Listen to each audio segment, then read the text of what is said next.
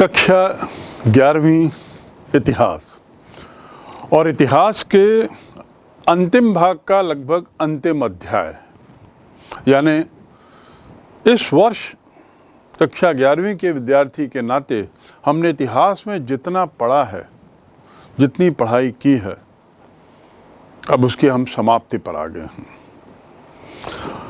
और ऐसा करते हुए हमने बिल्कुल आदिम जाति काल से लेकर लगभग 20वीं शताब्दी तक का इतिहास पढ़ा, इतने लंबे काल की यात्रा की। इस यात्रा के दौरान विश्व इतिहास के विभिन्न पहलुओं को हमने समझने की कोशिश की और विश्वास है कि अब आप इस निष्कर्ष पे पहुंचे होंगे कि इतिहास एक विज्ञान है। इतिहास में भी कारण और कार्य, ये दोनों का निकट का संबंध है। कारण और कारक ये एक प्रक्रिया है, सतत प्रक्रिया, और उसी प्रक्रिया के तहत हमने क्रमवार अध्यायों का अध्ययन किया। आज का हमारा अध्याय है मूल निवासियों का विस्थापन। मूल निवासियों का विस्थापन विषय के शीर्षक से ऐसा लगता है कि इसका इतिहास से उतना सरोकार नहीं है। ऐसा लगता है कि ये कुछ अलग ढंग का विषय इतिहास में जोड़ा गया है। सच्चाई तो ये है कि आधुनिकीकरण का इतिहास जो है, जो हमारा अंतिम भाग है, उस आधुनिकीकरण के इतिहास का प्रारंभ संभवतः इसी अध्याय के हुई घटनाक्रम से होता है। यानी यदि विश्व के आधुनिकीकरण की हम बात करें तो उसमें मूल निवासियों के विस्थापन की अहम भूमिका है। तो हम आज पढ़ने जा रहे हैं आधुनिकीकरण के तहत, आधुनिकीकरण की ओर के तहत यह अध्याय बहुत रोचक है और इसके विभिन्न पहलुओं को यदि आप आयामों को अच्छी तरह समझें तो आपको एक ऐसा पूरा नक्शा, एक खाका आपके मन में आ जाएगा कि कैसे कारण और कारक एक दूसरे से जुड़े हुए हैं। इस अध्याय में जाने से पहले मैं थोड़ा सा आपको पीछे ले जाना चाहूँगा। हमने पढ़ा था पूर्व में बदलती हुई सांस्कृतिक परंपराएं। क्या था अध्याय? बदलती हुई सांस्कृतिक परंपराएं। और ये अध्याय जो है वो लगभग 14वीं से 17वीं सदी,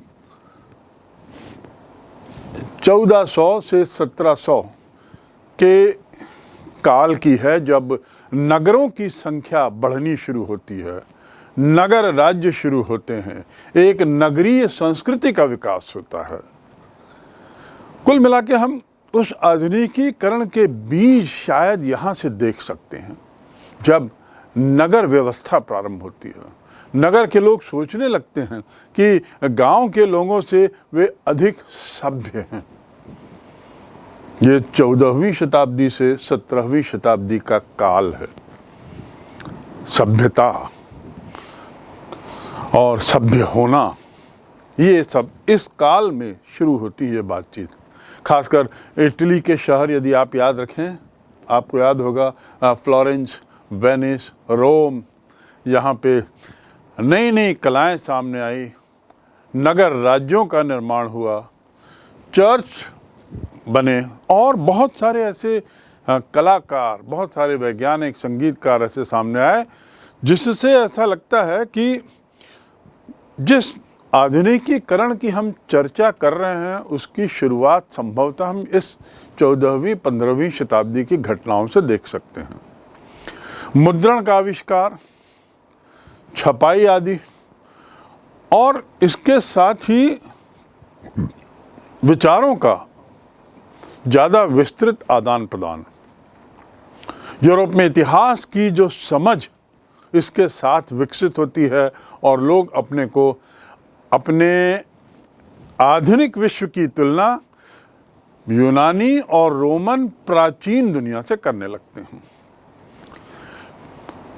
इसके साथ ही एक सौर मंडल वाली घटना भी इसी दौरान होती है, जब वैज्ञानिकों ने ये गलत सिद्ध कर दिया कि जो पूर्व में जो परिभाषित था कि पृथ्वी के चारों ओर सब घूमता है, वह गलत है। वे बेहतर समझने लगे। नवीन भौगोलिक ज्ञान ने इस बात को उलट दिया कि भूमध्य सागर विश्व का केंद्र है। इस विचार के पीछे शायद ये मान्यता थी कि यूरोप विश्व का केंद्र है। तो इस प्रकार यहाँ पर हम आधुनिकीकरण के बीज देखते हैं। बदलती हुई परंपराओं के अध्याय में हमने नई नई परंपराएं, जिसका मैंने जिक्र किया, ये समझा। अब ये परंपराओं के प्रभाव होते हैं, इसके क्या प्रभाव पड़ते हैं।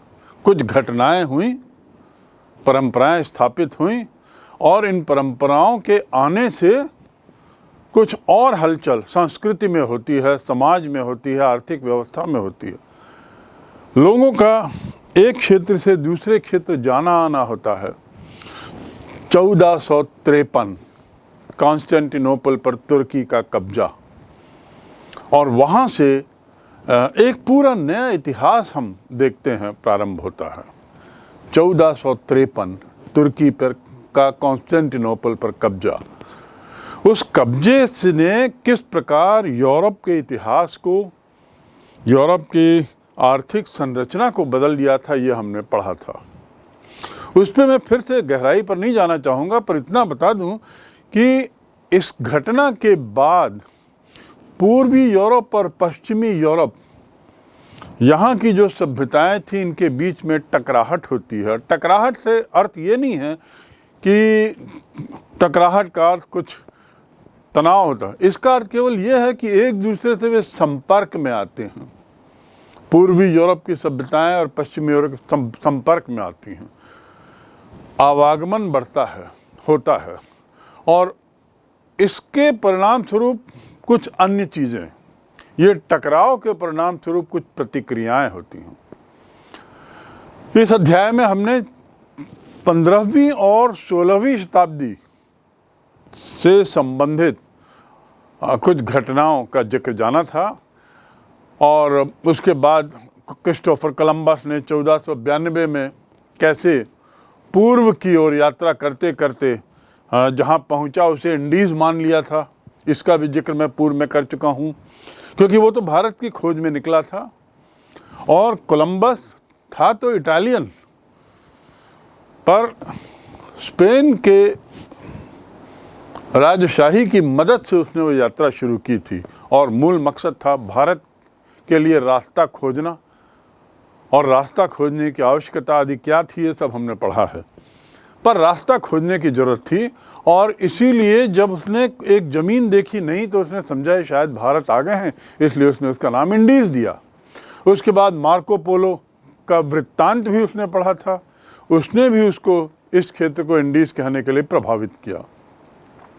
बाद में वो खोजों से पता लगा कि नई दुनिया के इंडियन जो थे, ये नई दुनिया कहलाई जिसे कोलंबस ने खोजा। ये नई दुनिया के जो इंडियन थे, ये वास्तव में भारतीय नहीं बल्कि बिल्कुल अलग संस्कृति के लोग थे। कोलंबस की ये चांस डिस्कवरी थी कि जिस हिस्से को उसने देखा था वो एशिया का हिस्सा नहीं था, जैसा वो पूर्व में मान के चल रहा था। उस समय तो उत्तरी और दक्षिणी अमेरिका में अलग अलग संस्कृतियों के लोग रहते थे, बिल्कुल अलग संस्कृति के। एक और उत्तरी अमेरिका में देखें तो कैरिबियन, और ब्राज़ील दक्षिण अमेरिका में, दो तरह की बिल्कुल अलग संस्कृतियाँ। सब्सिस्टेंस इकोनॉमी जिसे हम कह सकते हैं, उनकी अर्थव्यवस्थाएं भी अपने अलग अलग तरीके की थीं। दूसरी ओर विकसित खेती और खनन पर आधुनिक जो शक्तिशाली राजतांत्रिक व्यवस्थाएं थीं, मैक्सिको के मध्य अमेरिका में और माया समुदाय और पेरू के इनका समुदाय। इस नक्शे में आप देखिए उत्तरी अमेरिका और दक्षिण अमेरिका, दो अलग अलग तरह की संस्कृति। उत्तरी अमेरिका कैरिबियन तथा ब्राज़ील दक्षिणी अमेरिका क्षेत्र में, और विकसित खेती और खनन। तो इस प्रकार हम ये कह सकते हैं कि अब इन सभ्यताओं की टकराहट शुरू होती है और उस टकराहट के परिणाम निकलते हैं। ये टकराहट का काल 15वीं 16वीं शताब्दी का माना जा सकता है। Marco Polo, Magellan, Columbus, Vasco da Gama, इन सब की यात्राएं ये अचानक नहीं होती हैं। इसके पीछे एक बड़ी लंबी पृष्ठभूमि है जिसका अध्ययन हमने पूर्व में किया है। व्यापारिक जरूरतें इन लोगों को एक क्षेत्र से दूसरे क्षेत्र में जाने को विवश करती हैं और 15वीं 16वीं शताब्दी में इस टकराव के परिणाम स्वरूप, इन विभिन्न संस्कृतियों के एक दूसरे से मिलने के परिणाम स्वरूप एक नई क्रांति होती है, नई चीज़ों का विकास होता है। और एक तरीके से औद्योगिक क्रांति ये इसी टकराव का परिणाम थी। जैसे हमने ब्रिटेन में पनपते हुए देखा, उसका अध्ययन किया। इस क्रांति के ब्रिटेन में बड़े दूरगामी परिणाम हुए थे। उसके बाद वो पूरे यूरोप में फैला, फिर संयुक्त अमेरिका में फैला और फिर उसके बाद विश्व के समाज और विश्व की अर्थव्यवस्था पर इसका भारी प्रभाव पड़ा। औद्योगिक क्रांति के अध्ययन के दौरान हमने ये भी देखा कि ब्रिटेन में जो औद्योगिक क्रांति की नींव थी, वह नींव किस पर आधारित थी? शोषण पर। किनके शोषण पर? मजदूरों के, महिलाओं के, बच्चों के। एक और मशीनीकरण यूरोप को आधुनिकीकरण की ओर ले जा रहा था, वहीं उसके समाज का एक बहुत बड़ा तबका शोषण से गुजर रहा था। ऐसे ही 14वीं 15वीं शताब्दी में जब व्यापार विकसित हो रहा था, तो एक और जहां अमीर वर्ग, व्यापारी वर्ग, या मैं कह सकता हूं अभिजात वर्ग संपन्न होते जा रहा था, वहीं एक दास वर्ग बहुत बड़ी संख्या में पनप रहा था। अर्थात ये अंतर्राष्ट्रीय व्यापार उस काल का, वह भी इन दासों के शोषण पर आधारित था।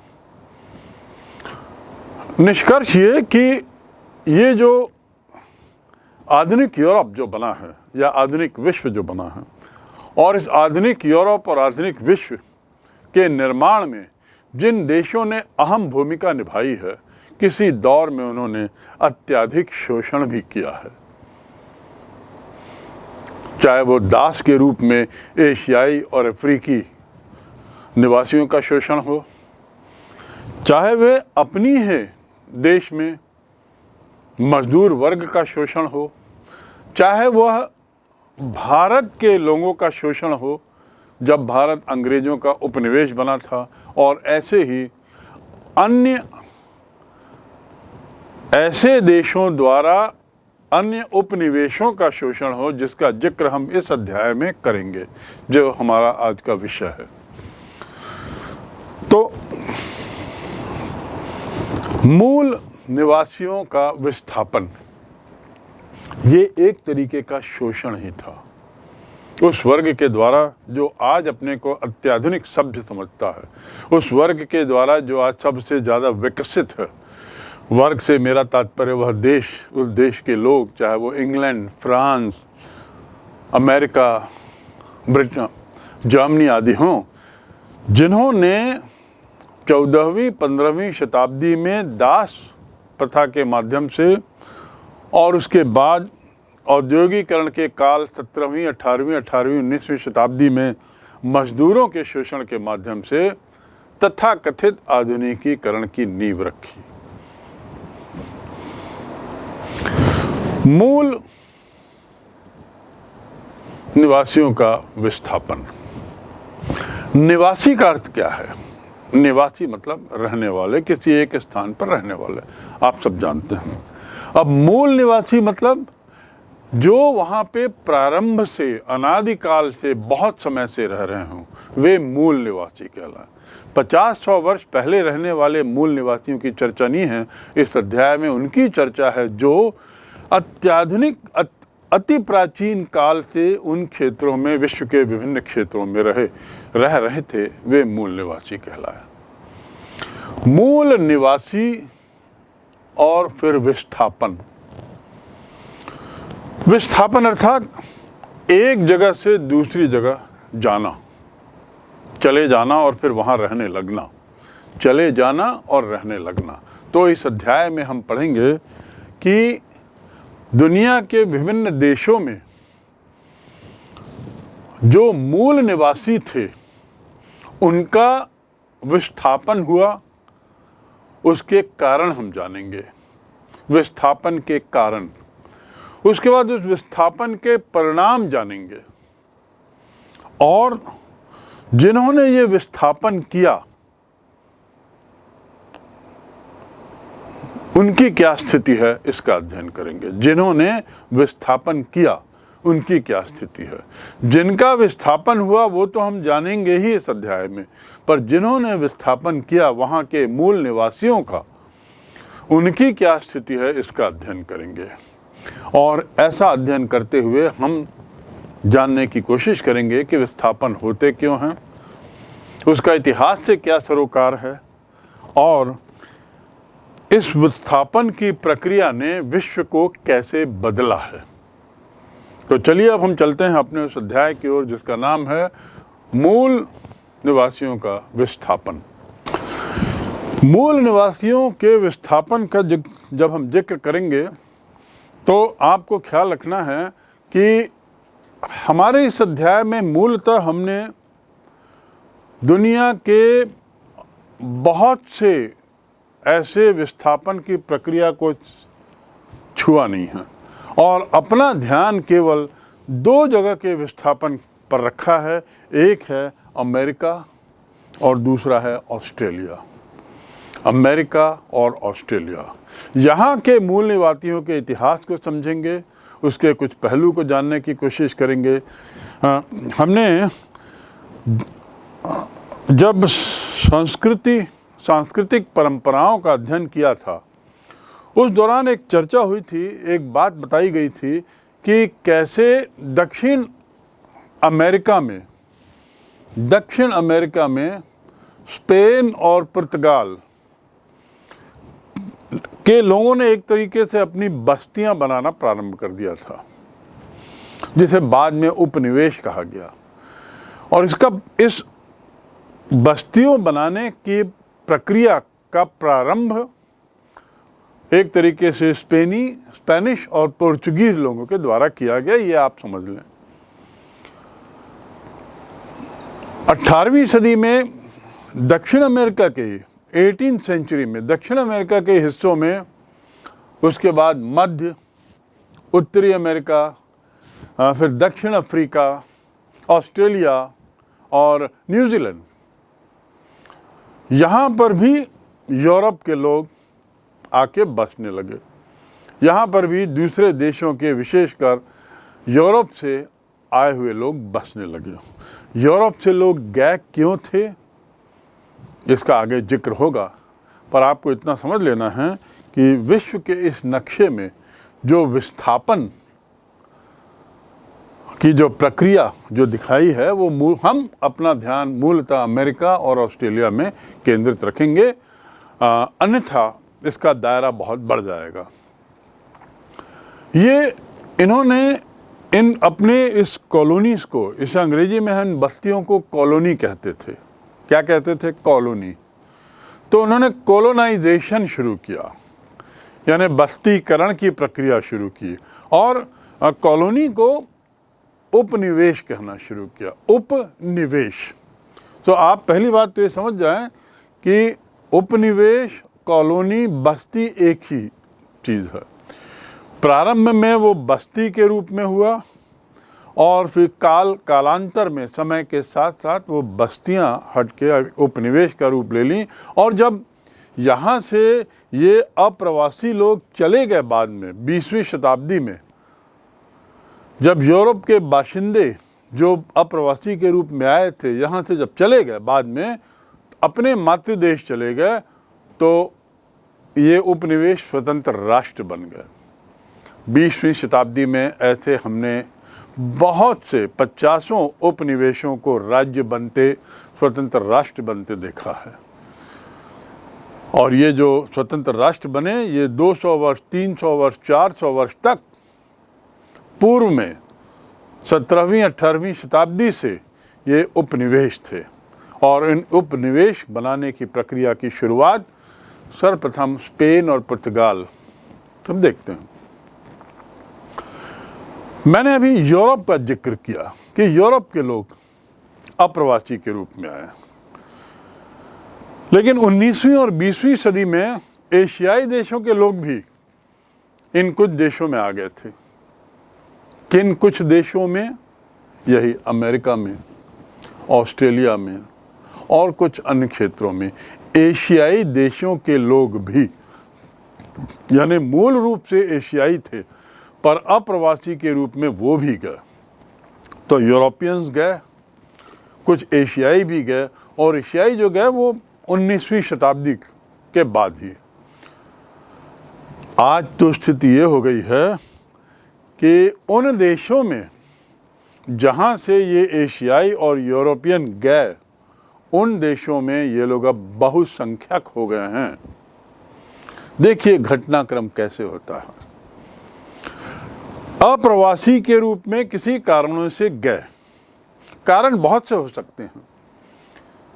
चाहे उनका ये शौक था नई जगहों को खोजना और वहाँ बसना, या व्यापार के उद्देश्य से, या सत्ता पाने के उद्देश्य से, और भी बहुत से कारण हो सकते हैं। तो ये एशियन कंट्रीज से कुछ लोग और यूरोपियन कंट्रीज से कुछ लोग दूसरे देशों में गए, वहाँ उन्होंने कॉलोनी बनाई, बस्ती बनाई, बस्तियों का निर्माण किया, जिसे बाद में उपनिवेश कहा, कोलोनाइज किया, उपनिवेश कहा। फिर उसके बाद वहाँ कई सौ वर्ष तक रहे, लगभग 200-250 वर्ष तक। और इस दौरान वहाँ की संपदा का उपयोग करते हुए ये लोग अमीर हुए।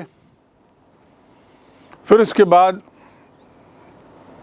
20वीं शताब्दी में जब उस क्षेत्र के मूल लोगों की नाराज़गी बढ़ने लगी, तो ये लोग अपने अपने मूल देशों में वापस चले गए, जहाँ से वे आए थे अप्रवासी। यूरोप वापस चले गए, जैसे भारत से अंग्रेज लोग इंग्लैंड वापस गए, गोवा से पोर्चुगीज लोग वापस गए, पांडिचेरी से फ्रेंच लोग वापस गए। ऐसी पूरी दुनिया में हुआ।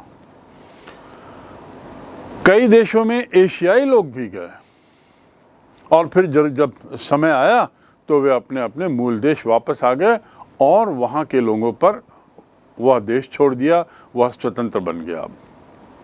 यानी मूल लोगों को अब सत्ता मिल गई। उपनिवेश की समाप्ति के साथ वहाँ के मूल निवासियों को वहाँ की सत्ता मिल गई, वहाँ के आर्थिक और राजनीतिक अधिकार मिल गए। वे क्षेत्र जो उपनिवेश थे वे स्वतंत्र राष्ट्र बन गए। एक समय तो ऐसा था कि मूल निवासियों की संख्या इतनी कम हो गई थी कि शहरों में तो वो लगभग दिखाई ही नहीं देते थे। भारत की बात दूसरी है, जहाँ भारत में अंग्रेज इतनी भारी संख्या में नहीं आ पाए कि वो बहुसंख्यक हों, क्योंकि भारतीयों की स्वयं की जनसंख्या इतनी विशाल थी और उसकी तुलना में इंग्लैंड की जनसंख्या बहुत कम। तो भारत की स्थिति को ऐसा हम ना देखें, लेकिन अन्य देशों में, अन्य क्षेत्रों में इनकी संख्या बहुसंख्यक हो गई। वहाँ के मूल निवासी अल्पसंख्यक हो गए, शहरों में दिखाई देना मुश्किल हो गया, शहरों में नज़र नहीं आते थे। और एक समय तो ऐसा आया कि लोग भूल भी गए कि ये हिस्सा, ये देश कभी उनका था। जो वहाँ के मूल निवासी थे, जो आदिम काल से, बहुत प्राचीन काल से वहाँ रह रहे थे, उनकी संख्या इतनी नगण्य हो गई, उनकी स्थिति भी इतनी नगण्य हो गई, यदि संख्या कम है तो स्थिति भी कोई बेहतर नहीं होगी, कि उनको ये आभास ही नहीं होता था कि ये उनका देश है।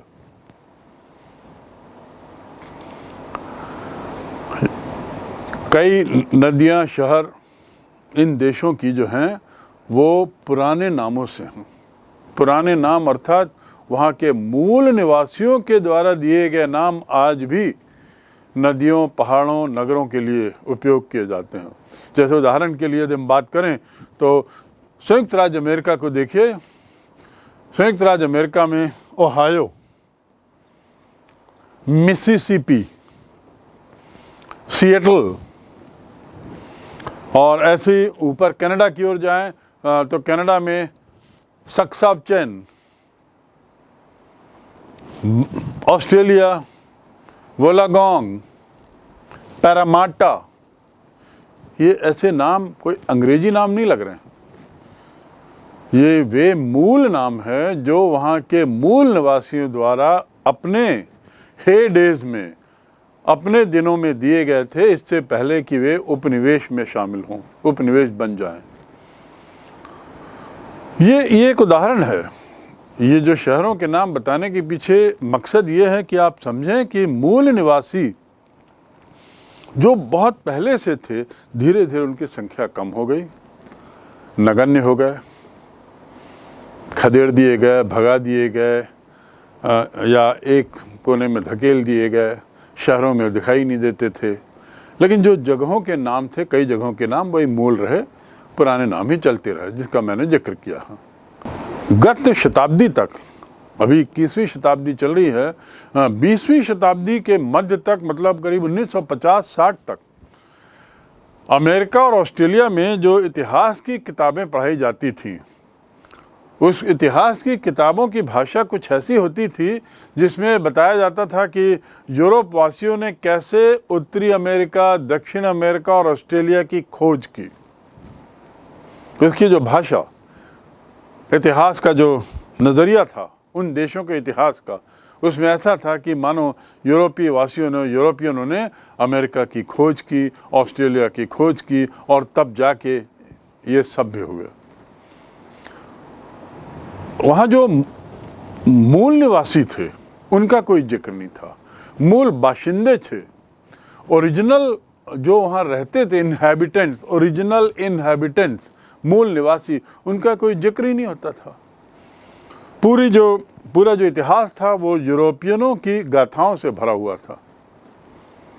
उल्टा ऐसा बताया जाता था उन पुस्तकों में कि जब यूरोपियन इन देशों में पहुंचते थे, जैसे हम अमेरिका और ऑस्ट्रेलिया के संदर्भ में हम बात कर रहे हैं, तो वहाँ के लोग इनको शत्रुतापूर्ण दृष्टि से देखते थे, बड़ा दुर्व्यवहार करते थे और बड़ा अत्याचार भी कई बार कर बैठते थे। तो यानी इनके साथ, यूरोपियनों के साथ, और जो बाद में एशियाई भी गए, इनके साथ अन्याय होता था, ऐसे उनका इतिहास था।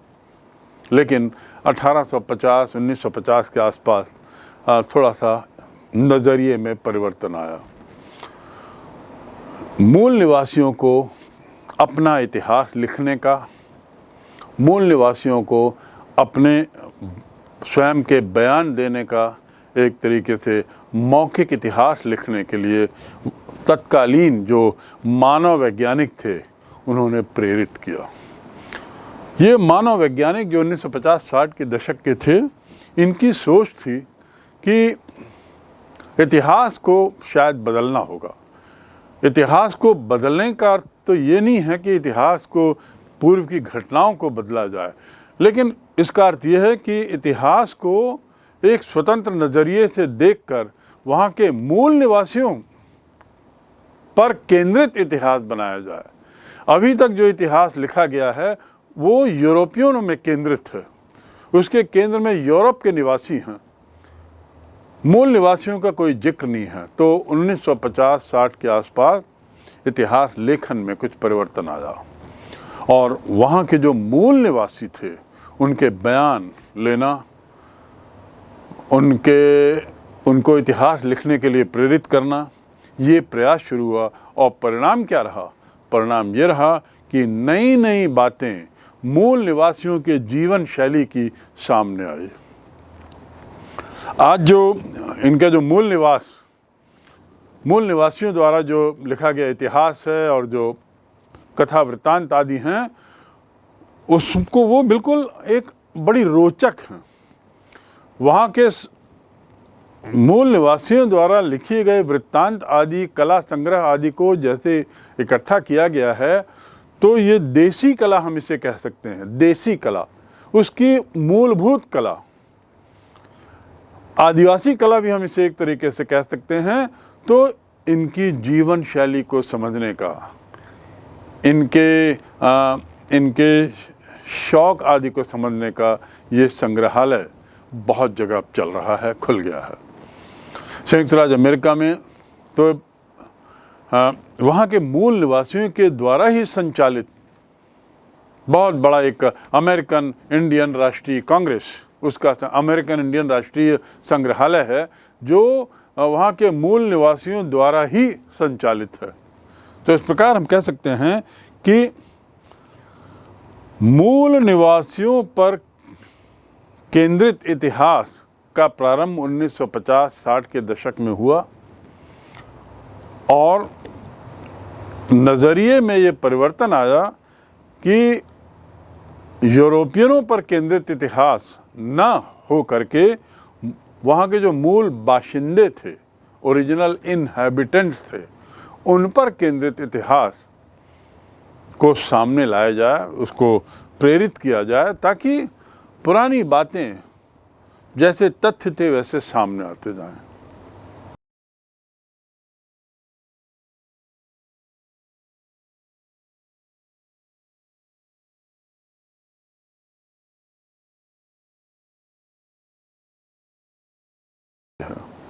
जिस क्षेत्र की मैं बात किया अभी आपको, इस नक्शे में देखिए, एक और लिखा है अलास्का और एक और लिखा है रशिया। हम में से बहुत कम लोग जानते होंगे, यदि भूगोल के विद्यार्थी नहीं हैं तो और कम ही लोग जानते होंगे कि अमेरिका और रूस के बीच की दूरी बहुत कम है। अमेरिका और रूस के बीच की दूरी, धरातल की दूरी, अलास्का जो है वो अमेरिका का हिस्सा है। अब मैं जिस अमेरिका की बात कर रहा हूँ वह है संयुक्त राज्य अमेरिका। संयुक्त राज्य अमेरिका के नक्शे को देखिए, उसमें संयुक्त राज्य उत्तरी अमेरिका का नक्शा देखा आपने। इस उत्तरी अमेरिका के नक्शे में संयुक्त राज्य अमेरिका दिख रहा है। संयुक्त राज्य अमेरिका के ऊपर कनाडा है और कनाडा के बाईं ओर अलास्का लिखा हुआ है। इसका रंग और अमेरिका का रंग लगभग, संयुक्त राज्य अमेरिका का रंग एक ही है। अलास्का और संयुक्त राज्य अमेरिका का रंग एक ही है, अर्थात अलास्का भी संयुक्त राज्य अमेरिका का एक हिस्सा है, उसका एक राज्य है। यद्यपि संयुक्त राज्य अमेरिका से भौगोलिक दृष्टि से वह जुड़ा हुआ नहीं है, पर अमेरिका का हिस्सा है। और अमेरिका के इस हिस्से का नाम, जिसका नाम अलास्का है, उसका एक छोर रूस को लगभग छूता हुआ दिखाई देता है और बीच में बेरिंग स्ट्रेट है। क्या है? बेरिंग स्ट्रेट, बेरिंग सी के पास, बेरिंग सी से ऊपर। ये आपकी समझ के लिए एक और नक्शा। इसमें देखिए आर्कटिक सर्कल रशिया और दूसरी ओर अलास्का और नीचे लिखा है यूएस, क्योंकि वो यूनाइटेड स्टेट्स का हिस्सा है। और यहाँ पे आप बेरिंग स्ट्रेट को और समझदारी से दे सकते हैं। स्ट्रेट का अर्थ क्या होता है? STRAIT, strait, very narrow patch of sea, समुद्र का बहुत नैरो हिस्सा उसे स्ट्रेट कहते हैं, स्ट्रेट ऑफ जिब्राल्टर, ऐसे ही बेरिंग स्ट्रेट। तो यहाँ पर अब ये आपको इस नक्शे में और स्पष्ट है कि किस प्रकार यूरोप का एक हिस्सा, रशिया का हिस्सा इनफैक्ट, किस तरीके से अमेरिका के एक हिस्से से मात्र कुछ ही दूर है। उन दोनों हिस्सों के बीच की दूरी वास्तव में इतनी कम है कि इस शताब्दी में, बल्कि कुछ वर्षों पूर्व से ऐसी योजना पर विचार किया जा रहा है जिसके तहत लंदन को न्यूयॉर्क से सड़क मार्ग से जोड़ा जाए। कल्पना कर सकते हैं, London to New York by road. दिक्कत जो आ रही थी वही बेरिंग स्ट्रीट में, लेकिन बेरिंग स्ट्रेट की चौड़ाई इतनी कम है कि आराम से वहाँ पे सड़क बन सकती है, पुल का निर्माण हो सकता है, और फिर लंदन, मॉस्को, फिर पूरा रूस पार करते हुए फिर उसके बाद अलास्का, और अलास्का के बाद कनाडा, और कनाडा से होते हुए न्यूयॉर्क। इसी को कहते हैं world is a village, globalization, दुनिया छोटी होती जा रही है। ये नक्शा आपको स्पष्ट करता है उस क्षेत्र के बारे में जिसका मैं बार बार जिक्र कर रहा हूँ, बेरिंग स्ट्रेट।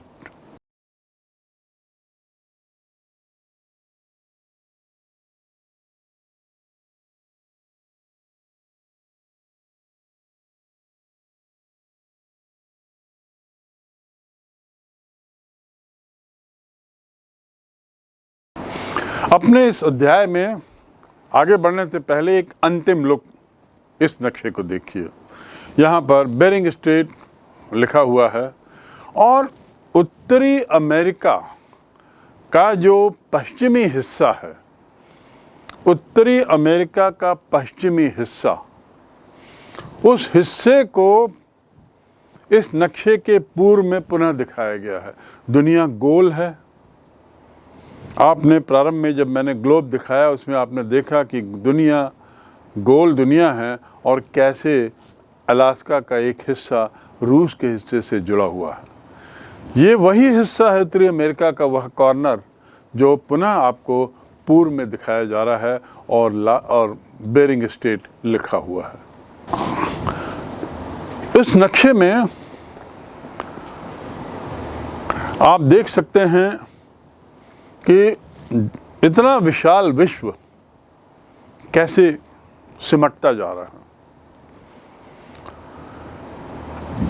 ये अब एक नक्शा देखिए जो हमारे इस अध्याय से जुड़ा हुआ है। इस अध्याय पर जाने के पूर्व ये जरूरी था कि हम अच्छी तरह विस्थापित लोगों के क्षेत्र के बारे में थोड़ा सा भौगोलिक ज्ञान ले लें, और इसीलिए मैंने बारंबार नक्शा दिखाकर आपको बेरिंग स्ट्रेट आदि के बारे में बताया। अब यहाँ देखिए इस नक्शे में क्या दिया है, और इस नक्शे में कुछ लिखा भी हुआ है, कुछ अंक लिखे हुए हैं। ये बताते हैं कि आज से कितने हजार वर्ष पूर्व यहाँ पर विस्थापन प्रारंभ हुआ, कितने हजार वर्ष पूर्व विस्थापन प्रारंभ हुआ, इसका काल दिखाया गया। और इसको देख सकते हैं कि 40,000 वर्ष पूर्व, 1 लाख वर्ष पूर्व, 70,000 वर्ष पूर्व, आदि आदि, और फिर उनके विस्थापन का मार्ग, कहाँ से विस्थापन प्रारंभ होता है और ये लोग कहाँ विस्थापित होते हैं। जहाँ 1 लाख वर्ष पूर्व अफ्रीका के ऊपर आप देखते हैं विस्थापन की सबसे प्राचीनतम काल, वहीं आप देखेंगे 4,500 वर्ष पूर्व विस्थापन, और ऐसे ही आप देखेंगे ऑस्ट्रेलिया के पास 1,500 वर्ष पूर्व का भी विस्थापन। ह्यूमंस, नीदरलैंड्स और अर्ली होमिनिड्स, ये लोग कैसे मूव करते हैं। इस नक्शे में भारत भी देखिए, भारत में भी विस्थापित लोग कैसे आते हैं, कब आते हैं, इसका काल मानव शास्त्रियों के नज़रिए से।